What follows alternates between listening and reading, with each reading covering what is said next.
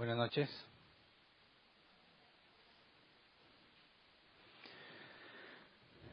Vamos a continuar donde nos quedamos el miércoles pasado.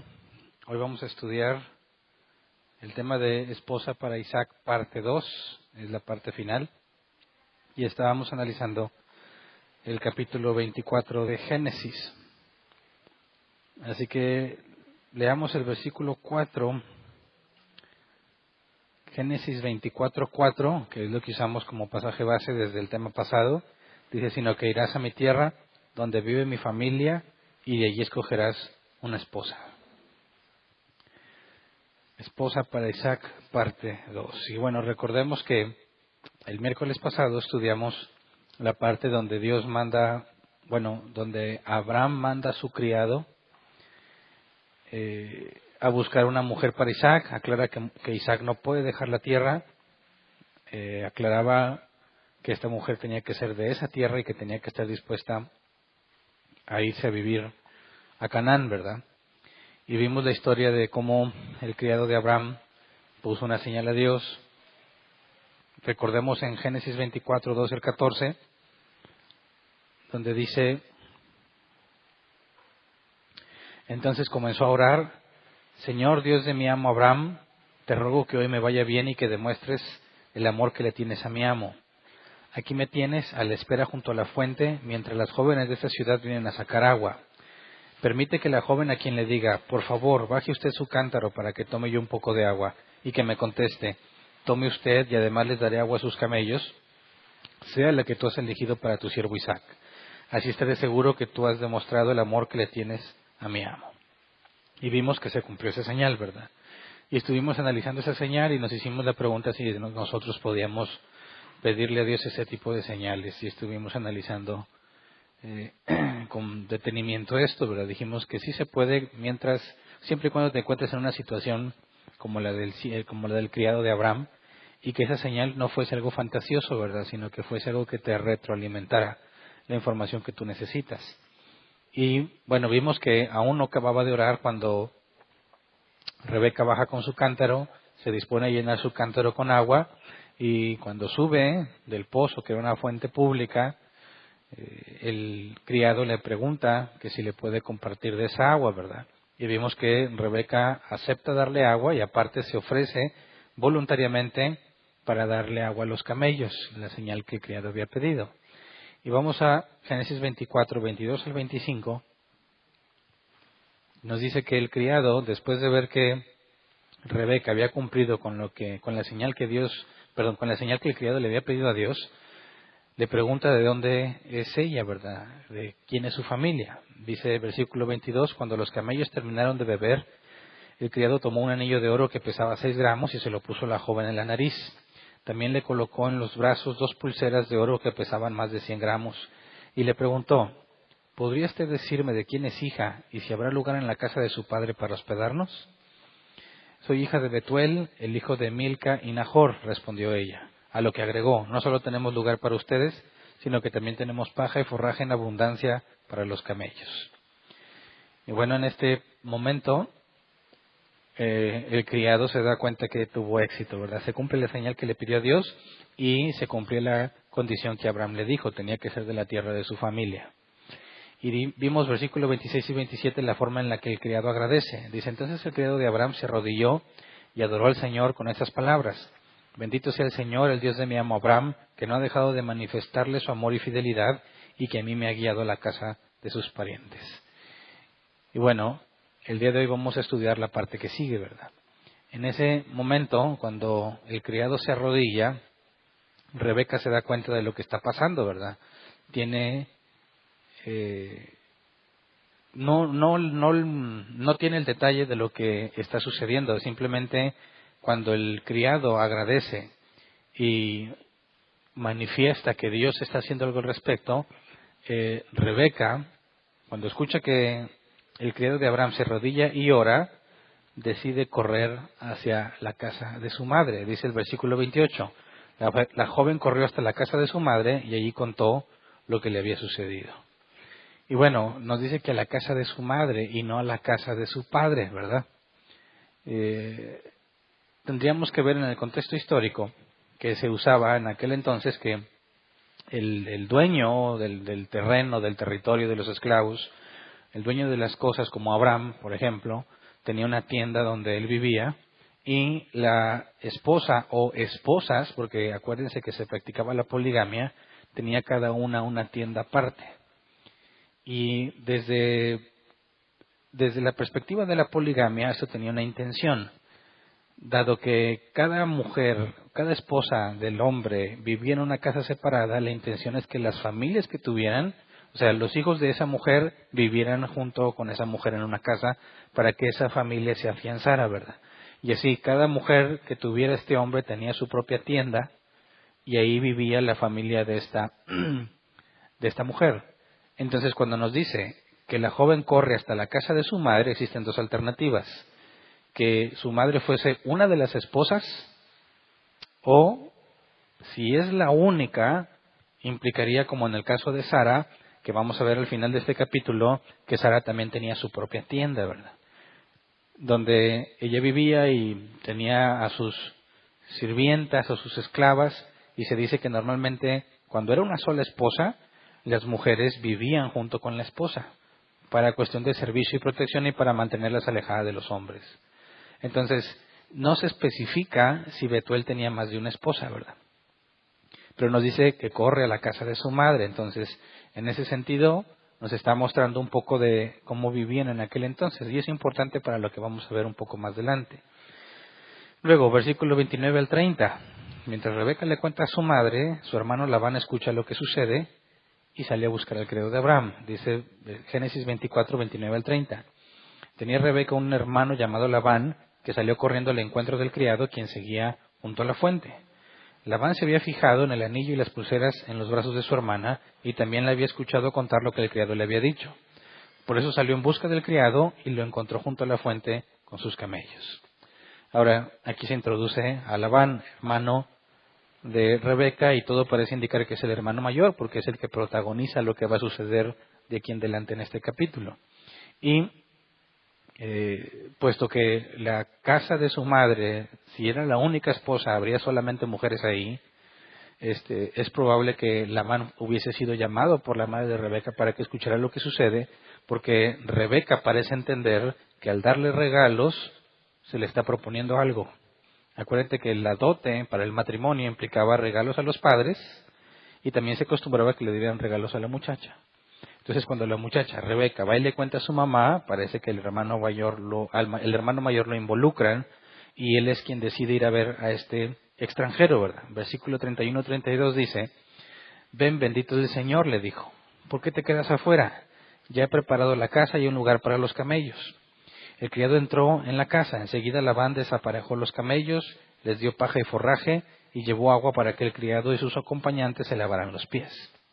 Ahora, aquí Labán parece muy buena gente, ¿verdad? Parece que simplemente está dispuesto a servir. Como vimos que Rebeca tenía una actitud de servicio muy particular, que fue usada como señal para demostrar que esta era la mujer que Dios había elegido para Isaac. Aquí parece indicar que Labán tiene las mismas costumbres que Rebeca, pero no nos dejemos engañar. Porque este Labán, con la historia que va a suceder más adelante con Jacob, hijo de Isaac, nos vamos a dar cuenta que es un tramposo. Así que cuando nos dice que Labán tiene esta disposición, es muy probable que Labán, como se nos decía, se había fijado en el anillo y las pulseras en los brazos de su hermana. Es muy probable que Labán esté motivado no por ser servicial, sino para recibir algo a cambio.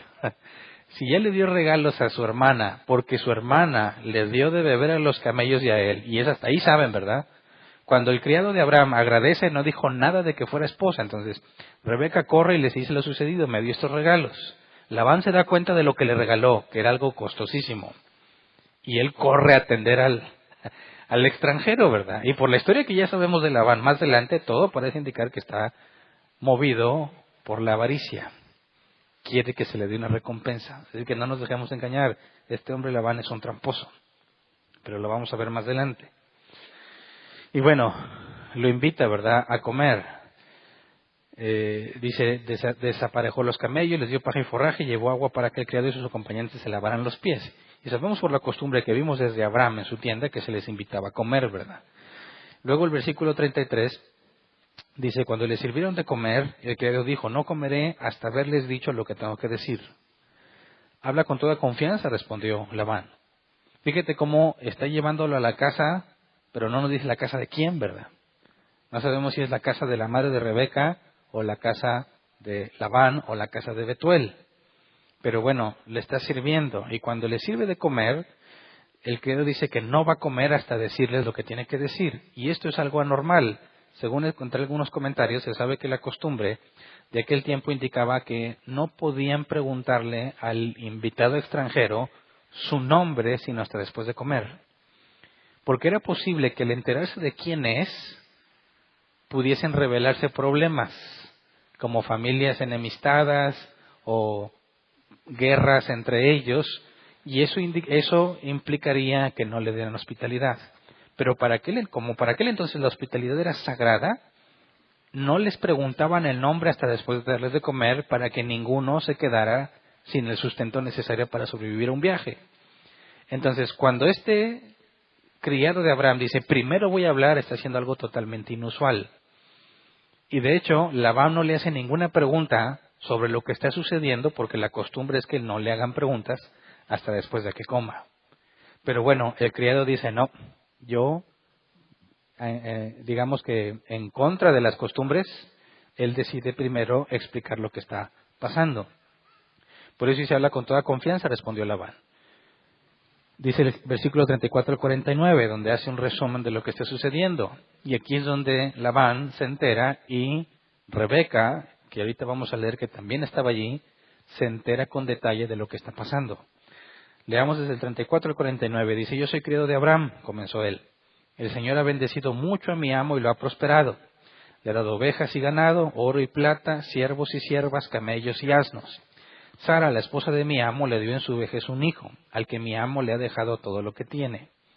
Mi amo me hizo jurar y me dijo, no tomarás para mi hijo una mujer de entre las hijas de los cananeos, en cuyo país habito. Al contrario, irás a la familia de mi padre y le buscarás una esposa entre las mujeres de mis parientes. Yo le pregunté a mi amo, ¿y si la mujer no acepta venir conmigo? Él me respondió, el Señor en cuya presencia he caminado enviará a su ángel contigo y él hará prosperar tu viaje para que consigas para mi hijo una esposa que pertenezca a la familia de mi padre. Solo quedarás libre del juramento si vas a ver a mi familia y ellos no te conceden a la joven. Cuando hoy llegué a la fuente dije, Señor Dios de mi amo Abraham, si es tu voluntad, te ruego que hagas prosperar mi viaje. Aquí me tienes a la espera junto a la fuente. Si una joven sale a buscar agua y yo le digo, por favor déjeme usted beber un poco de agua de su cántaro. Y ella me contesta, beba usted y también les daré agua a sus camellos, que sea ella la mujer que tú, Señor, has escogido para el hijo de mi amo. Todavía no había terminado yo de orar cuando vi que Rebeca se acercaba con un cántaro sobre el hombro. Bajó a la fuente para sacar agua y yo le dije, por favor, deme usted de beber. Enseguida bajó ella su cántaro y me dijo, beba usted y también les daré a beber a sus camellos. Mientras yo bebía, ella les dio agua a los camellos.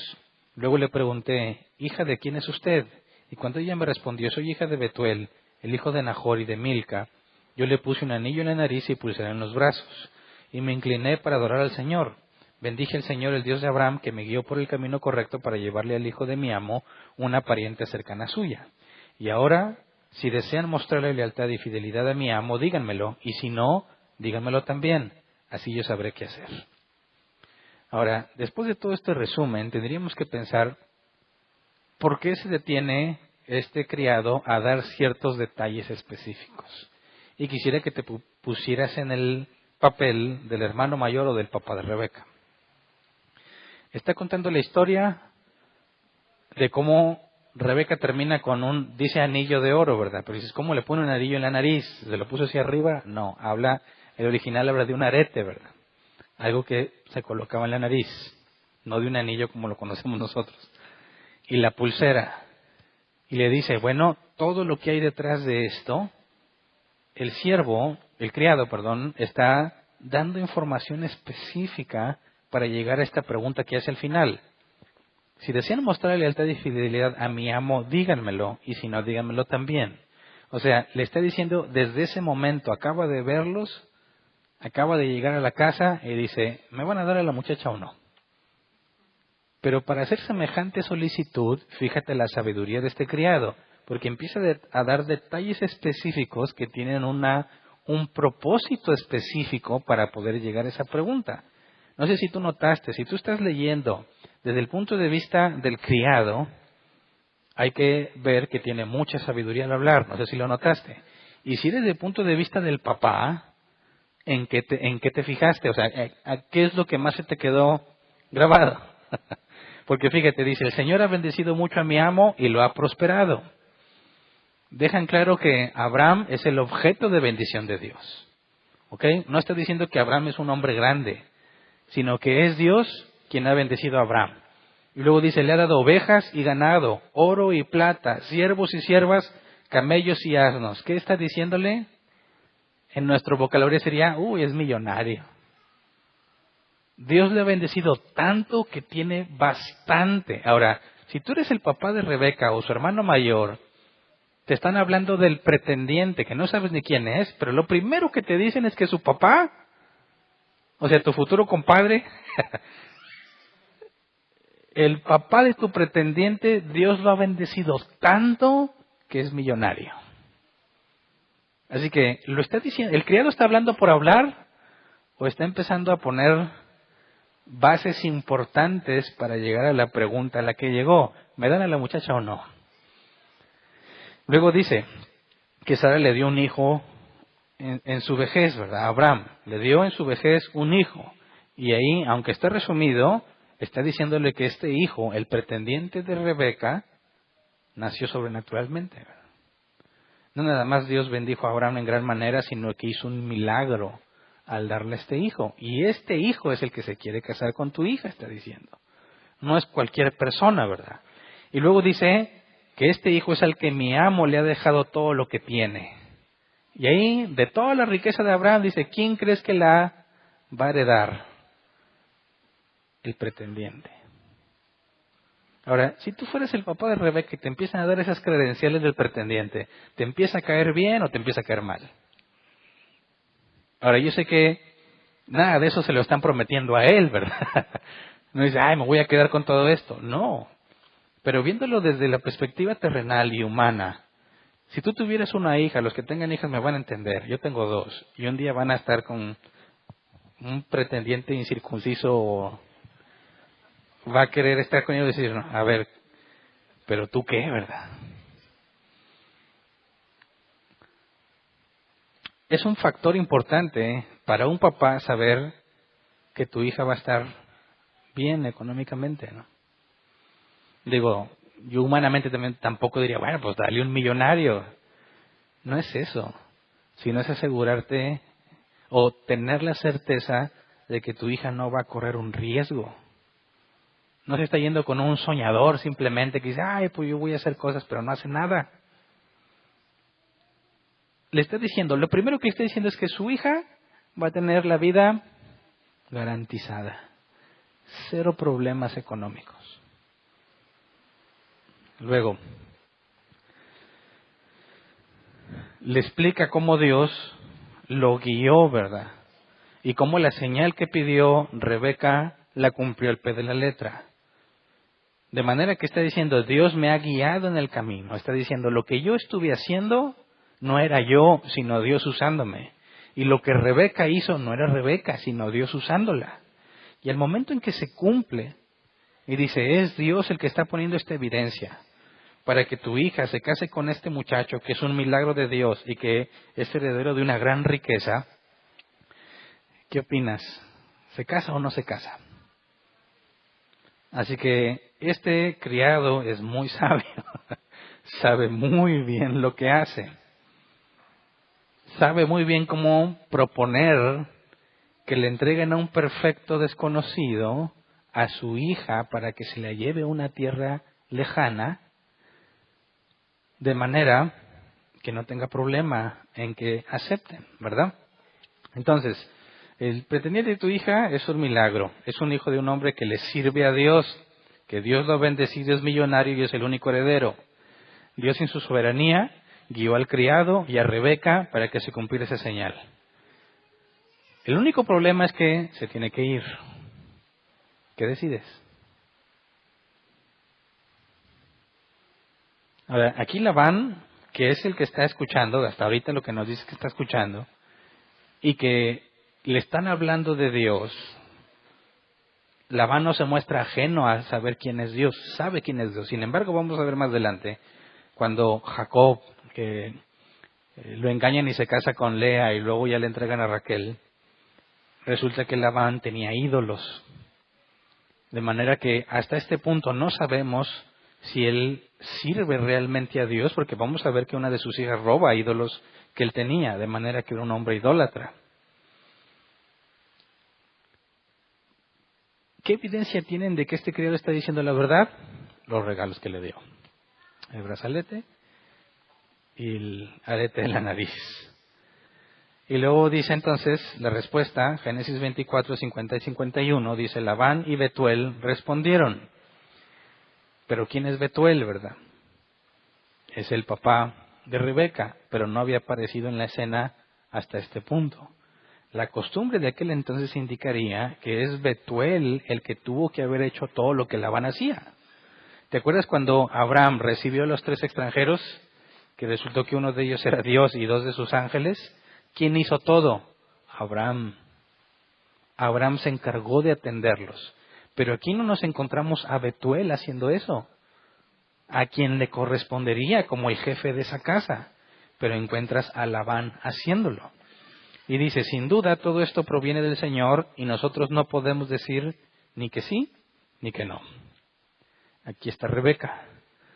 Tómela usted y llévesela para que sea la esposa del hijo de su amo, tal como el Señor lo ha dispuesto. Así que aquí nos deja ver que ahí estaba Rebeca escuchando toda la historia. Ahora, si tú fueras Rebeca y te cuentan semejante historia, ¿te casarías o no?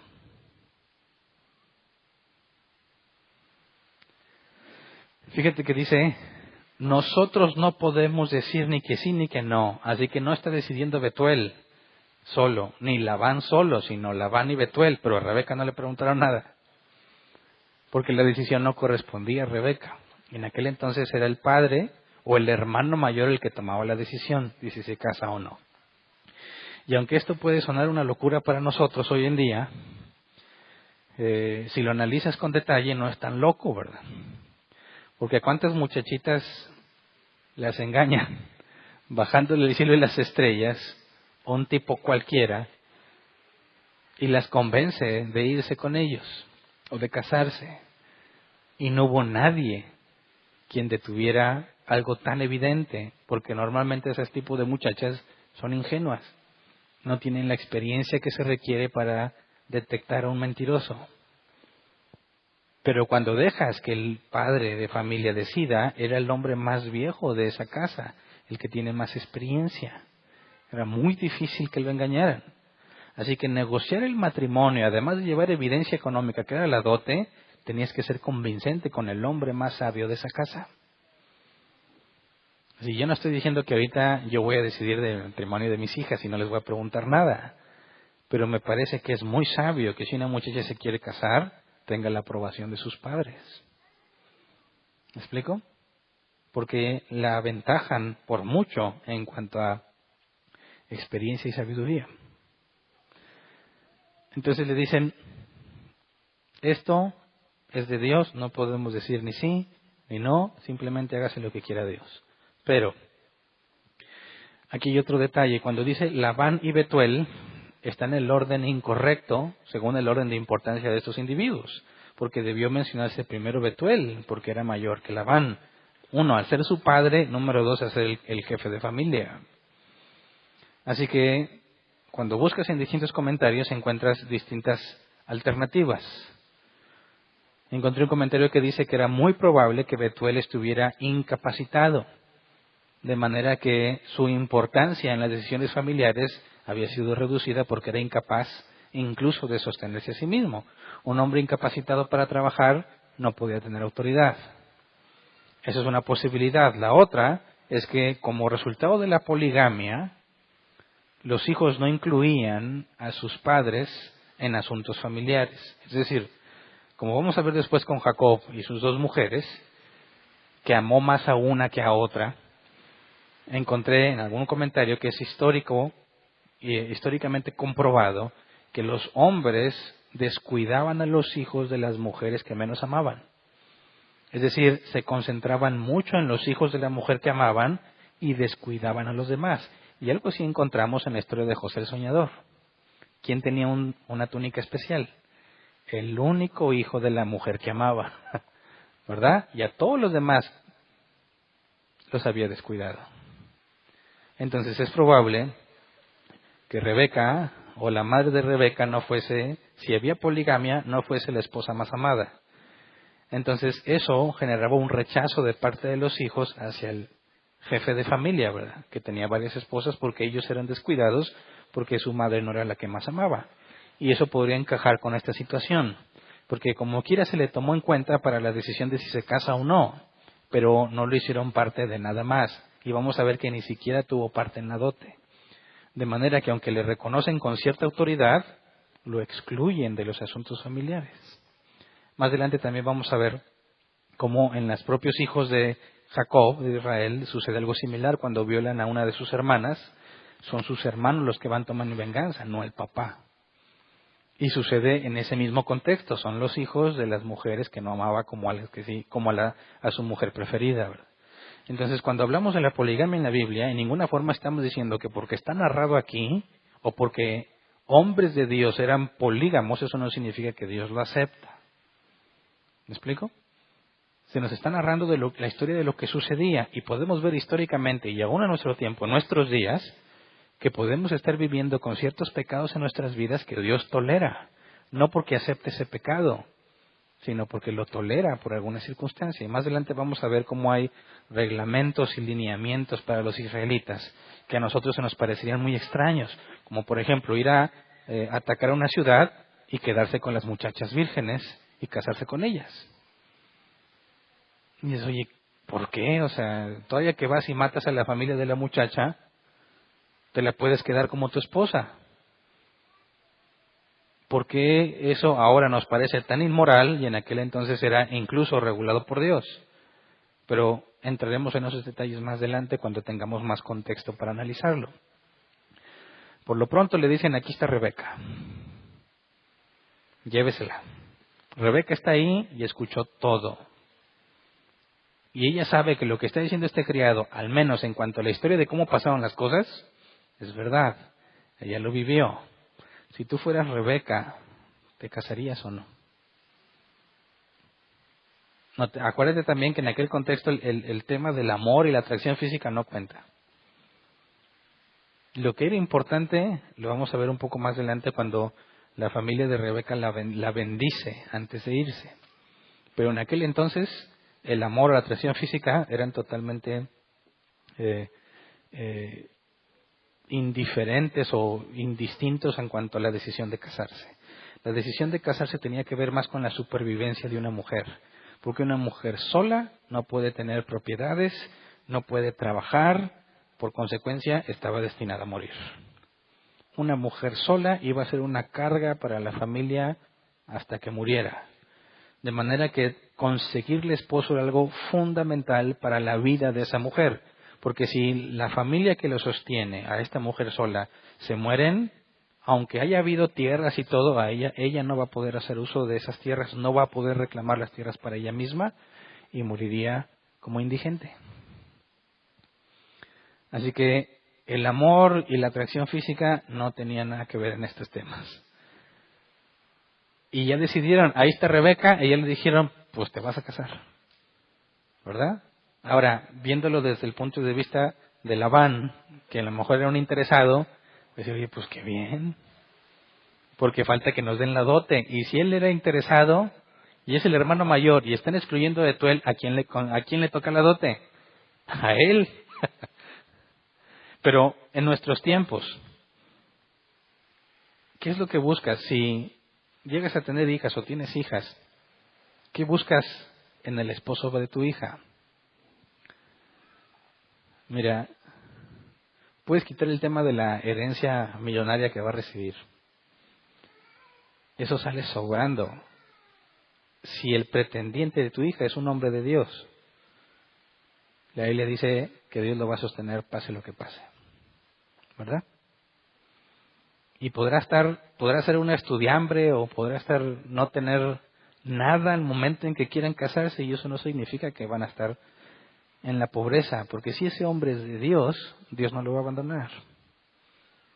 Y la promesa que Dios nos ha dado, que tendremos comida, vestido y techo, Dios no falla. Y si es un hombre de Dios, sabemos que tendrá días buenos y días malos, que estará en abundancia y estará en escasez. Así que cuando busques, si algún día te toca esposo para tu hija, aunque el factor económico sería algo deseable, no es importante, ¿verdad? Así que yo quisiera ver desde la perspectiva paternal, de cuando le cuentan lo que Dios está haciendo. Imagínate que una de tus hijas te dijera, aquí está la evidencia de que Dios ha dicho que nosotros nos casemos. Yo diría exactamente lo mismo. Esa decisión ya fue tomada por Dios. Yo no puedo decir sí, no puedo decir no, que se haga lo que Dios quiso. Por eso cuando toca que los jóvenes me preguntan cómo saber si ya deben de casarse, cómo saber si tienen al hombre o la mujer correcta, yo les digo, tus papás son un factor muy importante. Si tú pides evidencia a Dios, como lo dije el tema pasado, una señal que sea evidenciable, no nada más para ti, sino que también otros puedan ver que se cumplió, no vas a tener problema con tus futuros suegros, si son creyentes. Porque es Dios quien los va a persuadir. Al momento en que tú demuestres que es Dios quien ha dicho sí, ¿quién, siendo hijo de Dios, va a decir no? Nadie.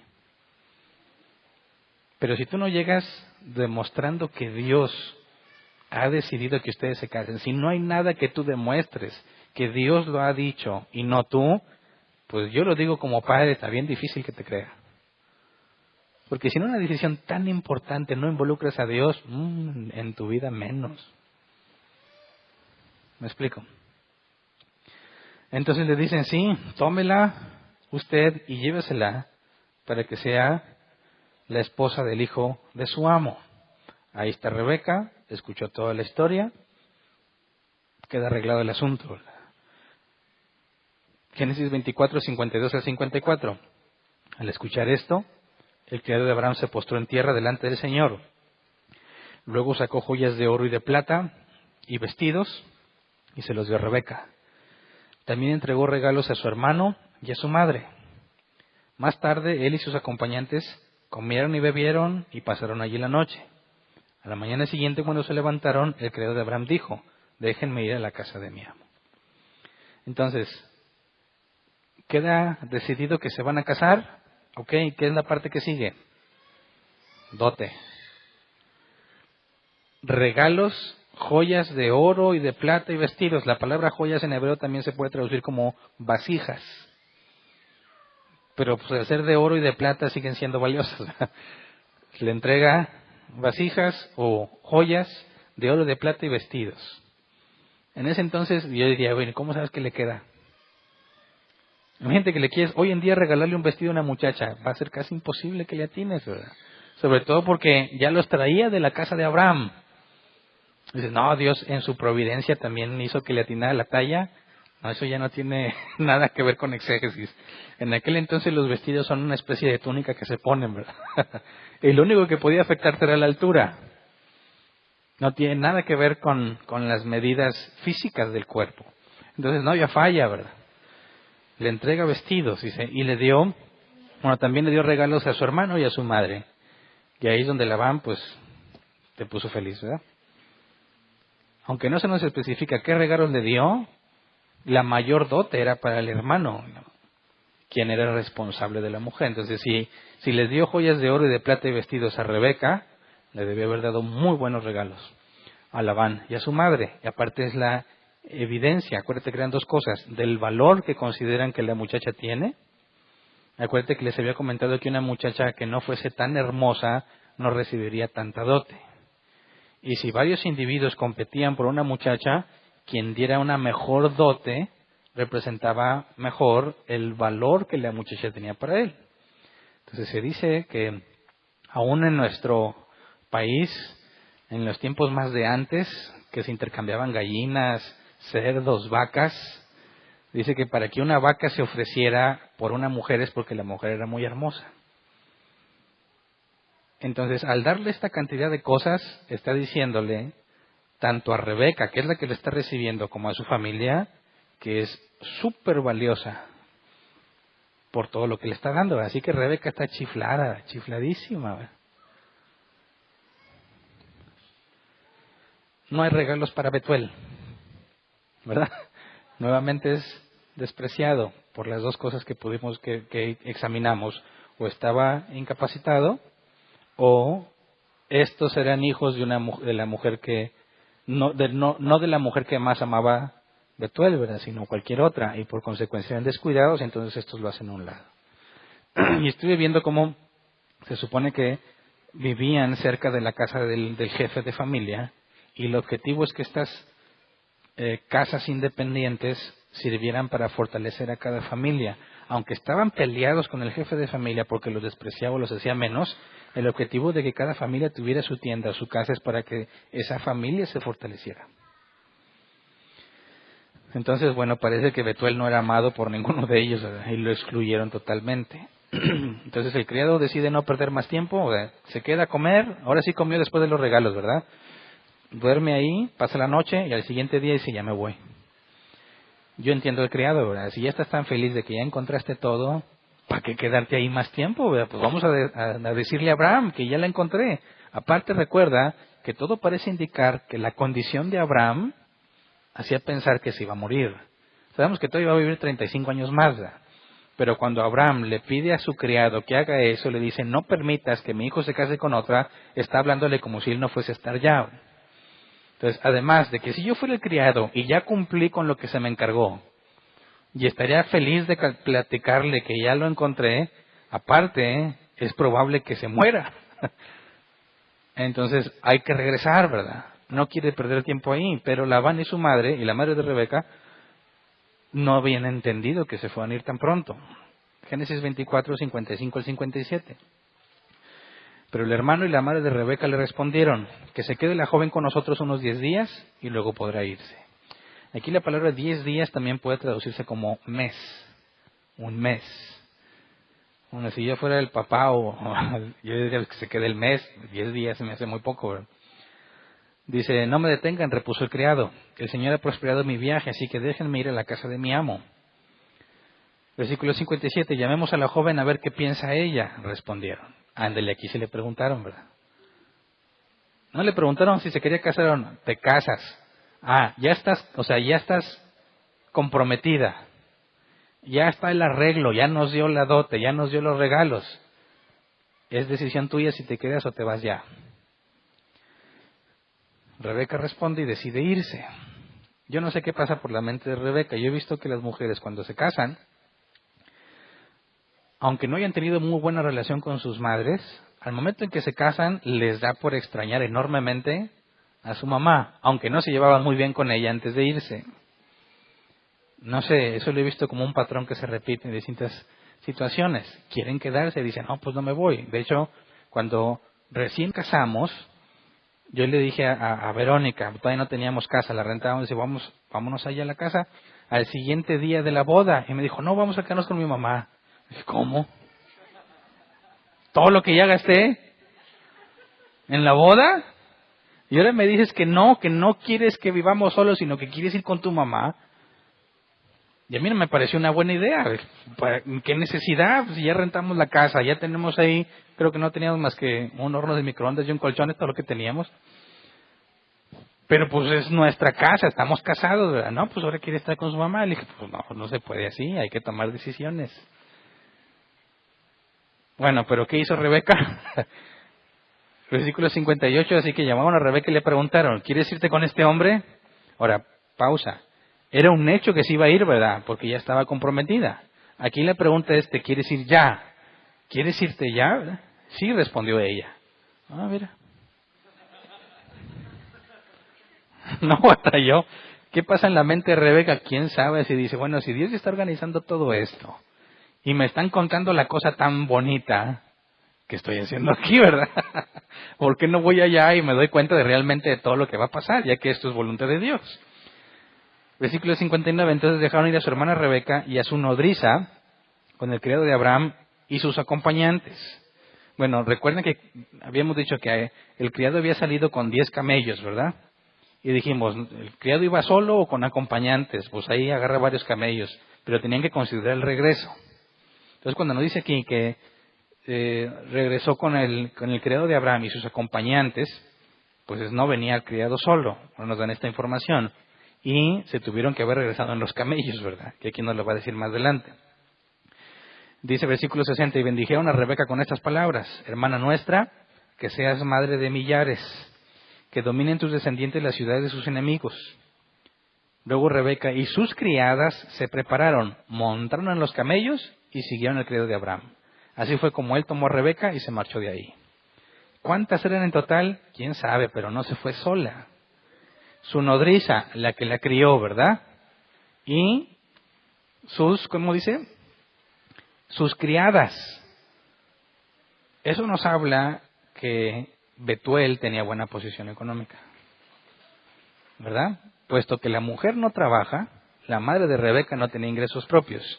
Y si tenía nodriza y sus criadas, y se las lleva, esto nos debe llevar a pensar en Agar. ¿Se acuerdan de Agar? Que decíamos que era sierva de Sara. Y había una diferencia entre ser sierva y en ser esclava. La sierva era de confianza, pero era de su propiedad. Así que podemos ver que Rebeca, al llevarse a su nodriza y sus criadas, también tenía esclavos que le servían, ¿verdad? Por eso algunos se inclinan a pensar que Betuel necesariamente tenía más de una esposa, por su aparente condición económica. Se montaron en los camellos. Bueno, tuvieron que haber sido 10 a lo mucho, ¿verdad? Y no sé si también venían camellos aparte para los criados y para el criado y sus acompañantes, ¿verdad? Pero bueno, lo que se preparó desde un principio para que regresara, se usa. Fue como él tomó a Rebeca y se marchó de ahí. Ahora, notemos la bendición, ¿verdad?, que le dan. Que tenga muchos hijos y que dominen sobre las puertas de la ciudad de sus enemigos. Esas son las dos únicas cosas que piden. Y eso demuestra lo que era importante para una mujer en aquel entonces. Tener muchos hijos y que sus hijos dominen a los enemigos. Todo lo que les interesaba. No le dijeron, oye, espero que te guste Isaac. Mira cómo esté, pero tiene mucho. Dinero mata carita. No era importante para ellos eso. Que tengas muchos hijos y que tus hijos dominen sobre tus enemigos. Bueno, entonces se marchan de ahí, ¿verdad? O sea, el día que llegó, pidió la señal del criado, Dios se la cumplió, ese mismo día se la entregaron en matrimonio y el día siguiente en la mañana se van. Todo fue de volada. No nos dice cuánto se tardaron en llegar de Canaán a esa tierra, ¿verdad? Tuvo que haber sido un viaje de varios días, pero fue express. Llegaron y ese mismo día ya estaba todo arreglado. Luego nos dice versículos 62 a 63, mientras tanto, mientras esto sucede y Rebeca ya va con el criado hacia Canaán, nos dice lo que está pasando con Isaac. Dice, ahora bien, Isaac había vuelto del pozo de Lahai-Roi, porque vivía en la región del Negev. Una tarde salió a dar un paseo por el campo. De pronto, al levantar la vista, vio que se acercaban unos camellos. Pero leamos, por favor, en la Reina Valera 60, el versículo 62, porque nos revela una traducción más fiel al original en este caso, donde andaba Isaac. Dice, y venía Isaac del pozo del viviente que me ve, porque él habitaba en el Negev. ¿Cuál es ese pozo? ¿Se acuerdan? Vamos a Génesis 16, 13 y 14.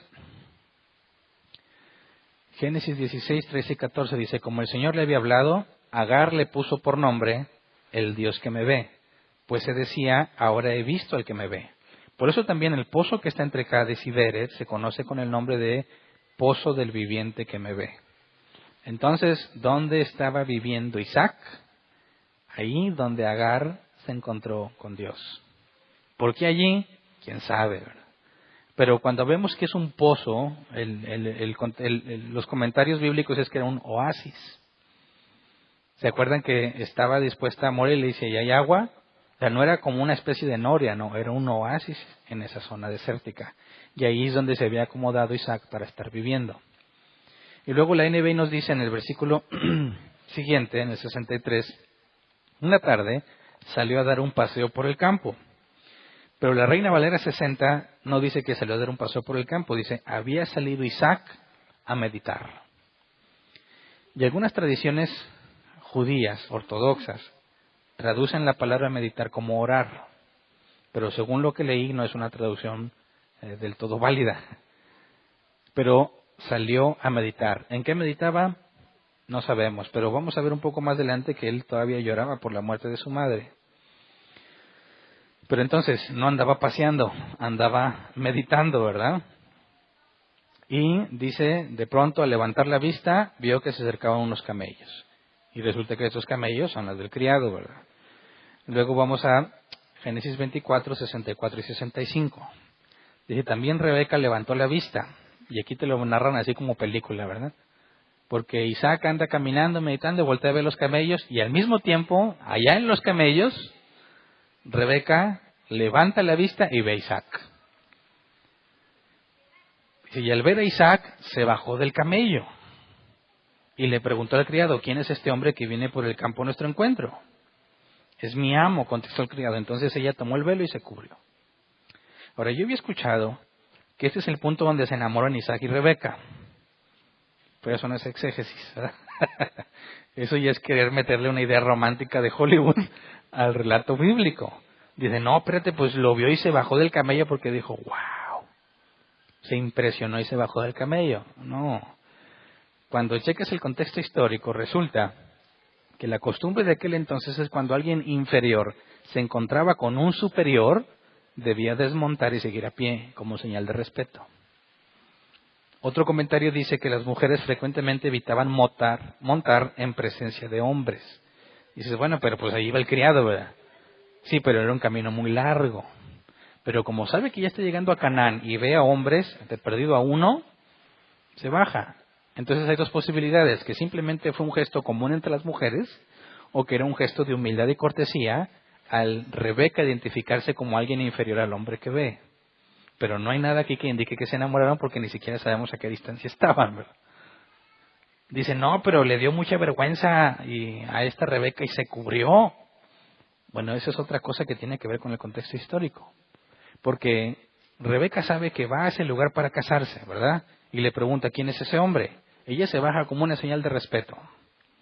Si ya vimos la humildad y lo servicial que era Rebeca cuando atendió al criado y dio agua a los camellos, no hay nada que te lleve a pensar lo contrario cuando ve que hay un hombre y ella se comporta como si fuera inferior a ese hombre, ¿verdad?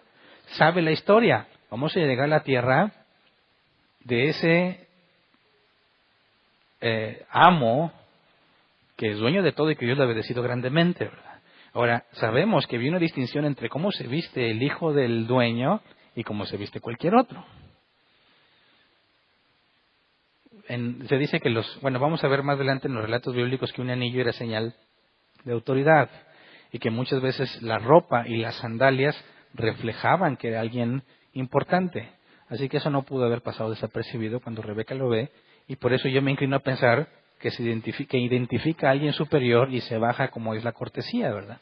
Para no estar montando ante alguien superior.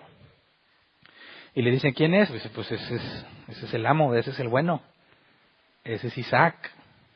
¿Y qué hace Rebeca? Toma el velo y se cubre. ¿Por qué hace eso? Bueno, porque según aquel entonces las novias debían presentarse ante su esposo con un velo especial. No es cualquier velo. Y históricamente se sabe que ese velo cubría todo el cuerpo. Por eso vamos a ver que más adelante, cuando Jacob piensa que se está casando con Raquel, una de las hijas de Labán, realmente se está casando con Lea y no se dio cuenta. Dice, pues estaba borracho o qué. No, por el velo que usaban, que no se podía ver la muchacha quién era. Así que le dieron gato por liebre. Entonces, ¿qué es lo que hace aquí Rebeca? Cuando le dicen que él es Isaac, ella le hace ver a Isaac que ella es la novia. ¿Me explico? Así que Isaac, cuando vio a lo lejos, vio que una muchacha se bajó y que se puso el velo de novia y dijo, esa es mi esposa. De inmediato se dieron cuenta uno del otro quién era. Porque le dicen a Rebeca que es Isaac, y porque Rebeca se pone el velo de novia, por eso Isaac ya sabe quién es. Pero no la puede ver. Así que pues no tendría más que imaginarse, ¿verdad?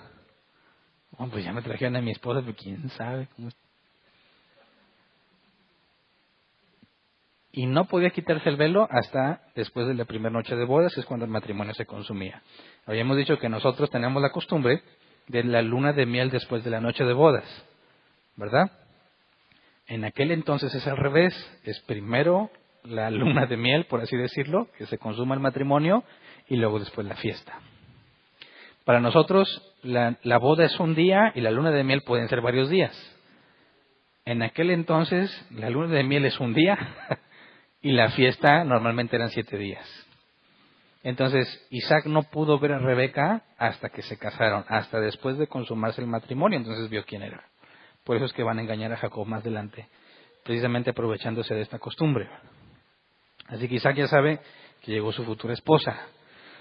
Versículo 66, Génesis 24, 66. El criado le contó a Isaac todo lo que había hecho. Luego Isaac llevó a Rebeca a la carpa de Sara, su madre, y la tomó por esposa. Isaac amó a Rebeca y así se consoló de la muerte de su madre. Y aquí vemos que la amó después de casarse con ella, no antes. Y por la historia que sabemos de ellos dos, aunque Rebeca era estéril, Isaac nunca se buscó otra mujer. Es uno de los pocos relatos monógamos de la Biblia. Pero fíjate, dice que llevó Rebeca a la carpa de Sara. Y un comentario bíblico dice que esto significa que Rebeca tomó el lugar de Sara como matriarca. Puesto que Abraham está próximo a morir, Sara ya murió, falta el papel o la autoridad principal de las mujeres, que era la esposa del dueño, en este caso Sara. Como saben que Isaac es el heredero de todo, y se acaba de casar, al llevar a Rebeca a la carpa de Sara, la está convirtiendo en la matriarca, ¿verdad? En la principal mujer en todas las posesiones que Isaac iba a heredar. Y ahí se acaba el capítulo. Entonces, esta es una de las historias, a mi personal punto de vista, más bonitas de toda la Biblia. Porque te muestra cómo cosas tan simples pueden ser guiadas por Dios. Como a pesar de que nosotros pensamos que le ponemos una señal a Dios y que Él nos la va a contestar, eso ya estaba ordenado. Y el hecho de que el criado le pusiera una señal a Dios, eso es lo que Dios había ordenado que hiciera. De manera que en este punto entiendes que Dios no te cumplió tu señal, sino que Dios te dijo qué señal pedir. ¿Me explico? Desde la perspectiva del presente y ante la incertidumbre, le pedimos una señal a Dios, ¿verdad? Y estamos con las ansias de que Dios nos conteste para poder saber qué es lo que está pasando. Y es inevitable pensar que es algo que Dios va a decidir hacer, ¿verdad? ¿Me contesta o no me contesta? Pero cuando ya ves toda la historia y entiendes cómo Dios es omnisciente y ya tiene todo ordenado, cuando tú ves que la señal se cumple, caes en cuenta que no fue tu señal la que Dios concedió, sino que Él te hizo pedir la señal que Él iba a dar. ¿Me explico? Eso es lo que significa cuando dice el Escritura en el Nuevo Testamento, que si pedimos conforme a su voluntad, nos será hecho. Y pensamos que tengo que atinarle a lo que Dios quiere para que me lo cumpla, pero no, es al revés. Que cuando tú estás pidiendo conforme a lo que Dios ya había ordenado, porque Dios te hace pedirlo, así es cuando se cumple. De manera que Dios no está reaccionando a tus oraciones,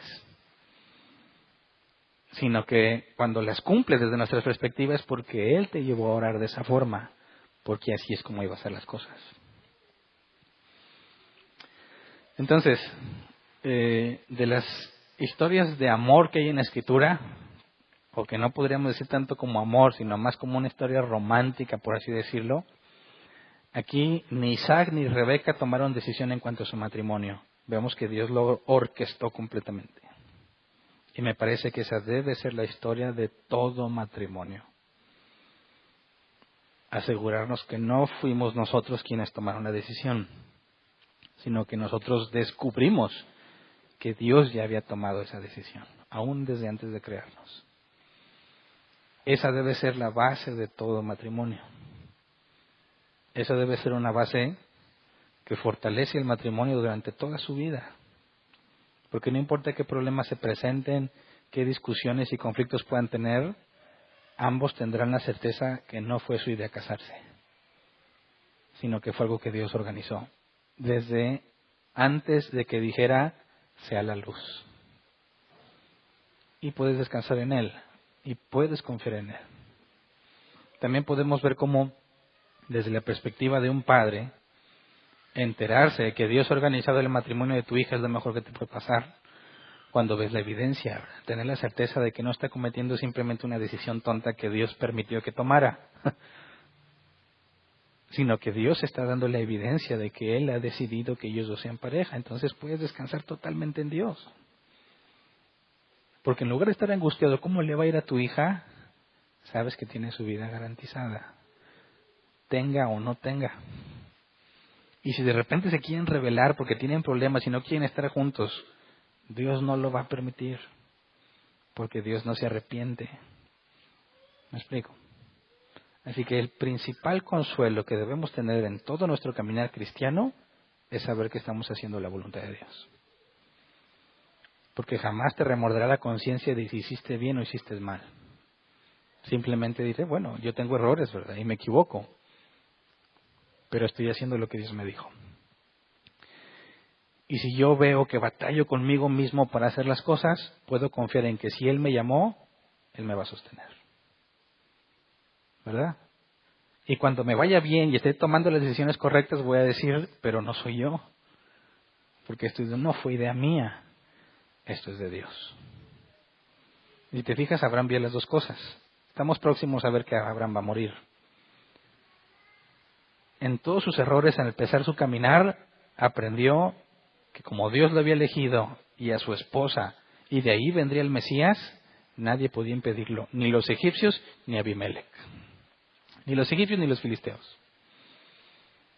Y luego después, cuando ya madura, ya está viejo y se cumple la promesa de Dios en cuanto a tener un hijo, ve que Dios orquesta todo para seguir adelante su plan.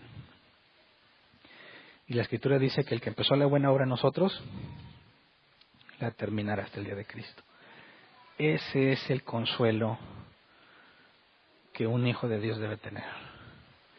Hay quienes dicen, puedes perder tu salvación.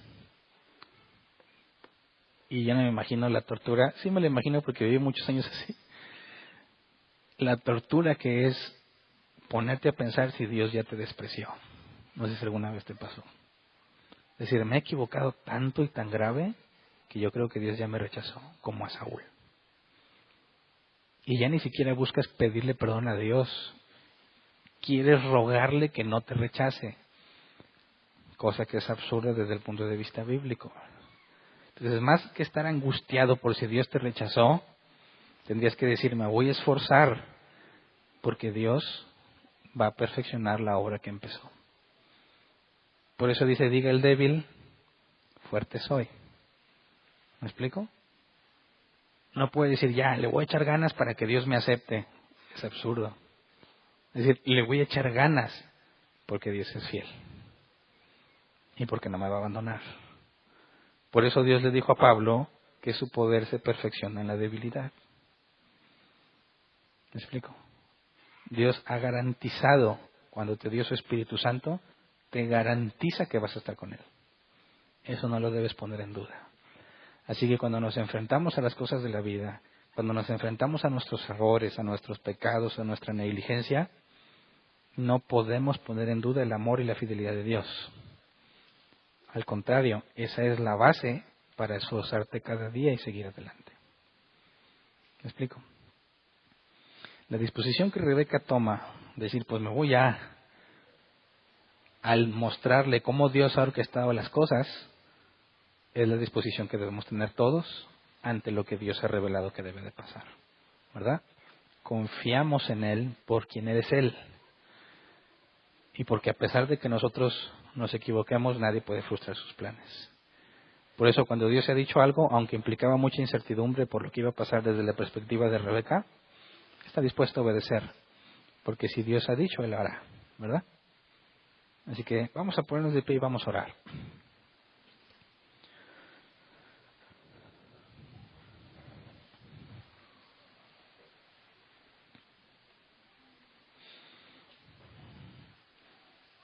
Yo quisiera que todos tengamos certeza en que estamos haciendo lo que Dios nos llamó a hacer. Que si alguien te preguntara por qué haces lo que haces, tengas la respuesta simple y rápida, porque Dios me pidió hacerlo. Y cuando te digan, ¿y tú cómo sabes que Dios te pidió hacerlo? Solo ve la evidencia. Si no fuera de Dios, yo no estaría aquí. ¿Verdad? Es la certeza que todos debemos de tener. Y si no la tienes, búscala en Dios, ¿verdad? De entrada, sabemos que la voluntad decretiva de Dios no la conocemos hasta que es revelada. Así que si tú miras al pasado, ¿qué es lo único que vas a ver? La voluntad decretiva de Dios. ¿Verdad? No tienes por qué poner en duda nada en el pasado. Puesto que Dios no puede frustrar, nadie puede frustrar los planes de Dios, todo lo que ha pasado fue la voluntad de Dios. Así que por favor, nadie se anguste pensando que en el pasado no hizo la voluntad de Dios, porque sería falso. ¿Verdad? Los errores, las malas decisiones, todo fue voluntad de Dios. Lo importante es de aquí en adelante. ¿Me explico?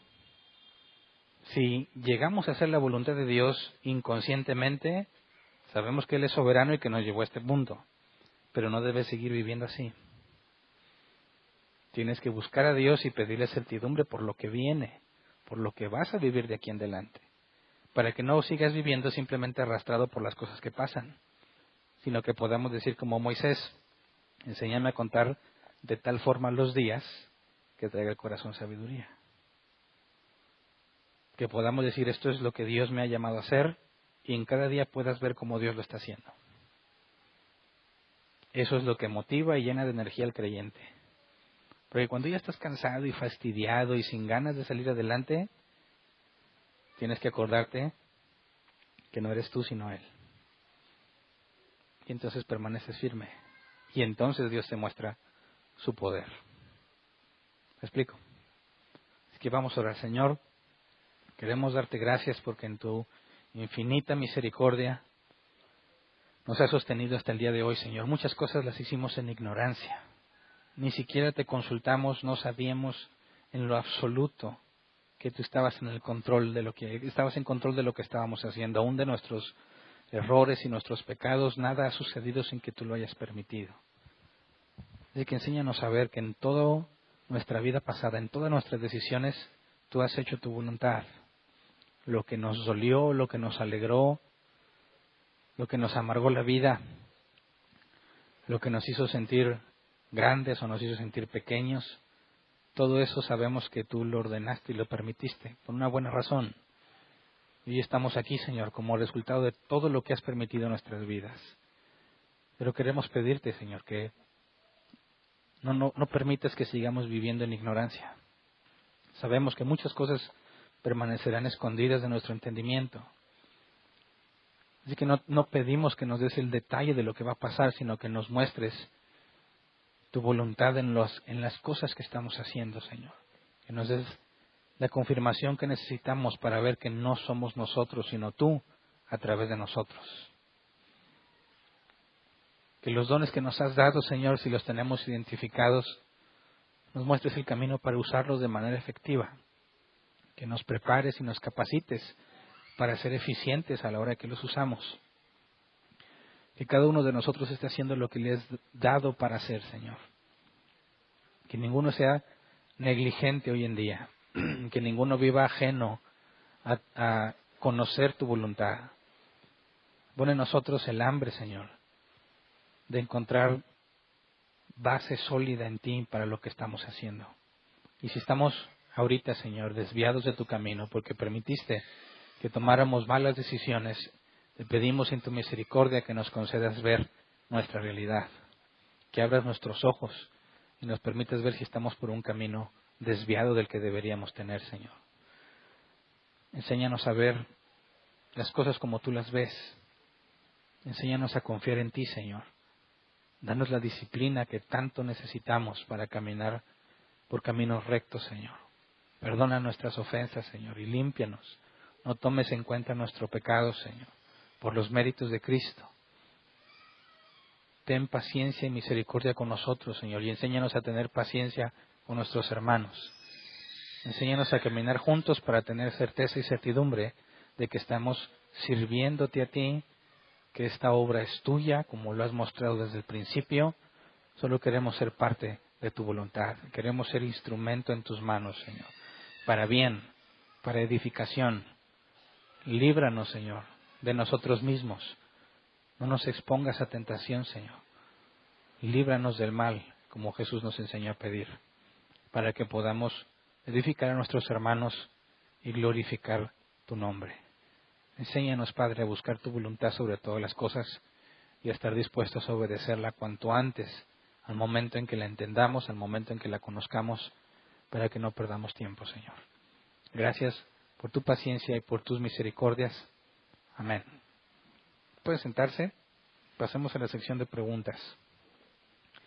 15 minutos para responder. Nunca nos acabamos los 15 minutos el miércoles, pero como quiera iba a estar el contador.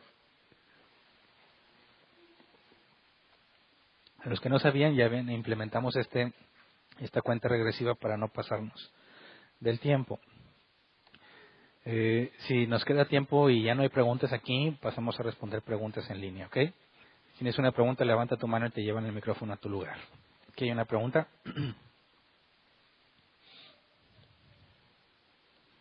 Buenas noches.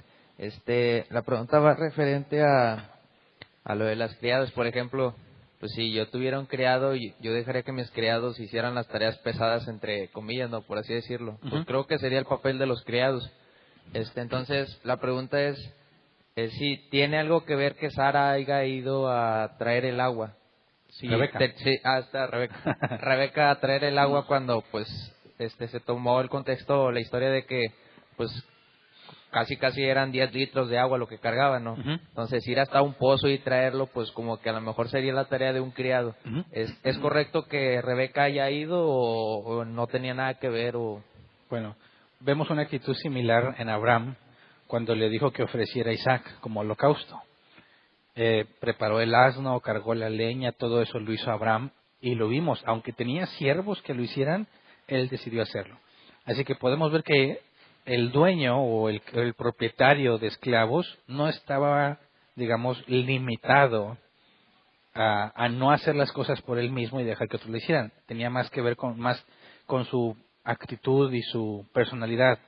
Vimos que cuando Abraham hospedó a los 3 extranjeros, él mismo les sirvió. Entonces vemos que en el caso de Rebeca, aunque tiene criados, ella sigue teniendo una actitud humilde y servicial. Los criados pueden hacer muchísimas cosas donde está, ¿verdad?, en su casa y mantener las cosas funcionando, pero ella vemos que aún así no se veía a sí misma como superior, sino que se portó como una esclava más cuando le da agua al criado y para sus camellos. Y eso habla mucho de cómo era ella. Gracias. ¿Alguien más? No. Muy bien. ¿Hay preguntas en línea?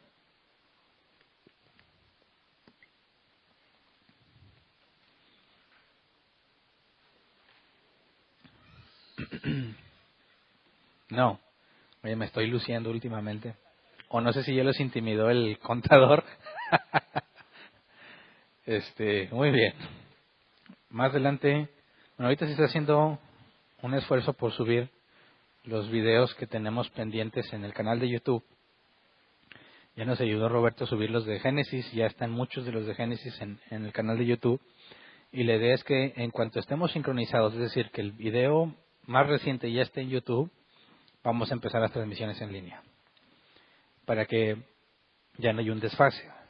Es decir, se va a transmitir en línea públicamente. Ahorita se transmite nada más un grupo de personas que están fuera del país, pero ya se va a transmitir públicamente. Entonces, algunos me han preguntado, ya habíamos avisado hace tiempo que íbamos a hacer eso, ¿por qué no estaba pasando? Bueno, porque estamos esperando que se sincronicen los videos, para que haya una secuencia, que cuando invitemos a todos a escucharnos en línea, puedan ir hacia atrás en los videos y saber de qué estamos hablando, que si no sería bien complejo, sin contexto alguno, meterlos a escuchar los temas, y como sobre todo los miércoles tenemos un orden secuencial, era importante que tuvieran la oportunidad de analizar el contexto de lo que estamos estudiando. Entonces, Más adelante, ya cuando estemos haciendo la publicación, se les informará a todos de cómo se puede hacerlo, y también vamos a buscar la manera de que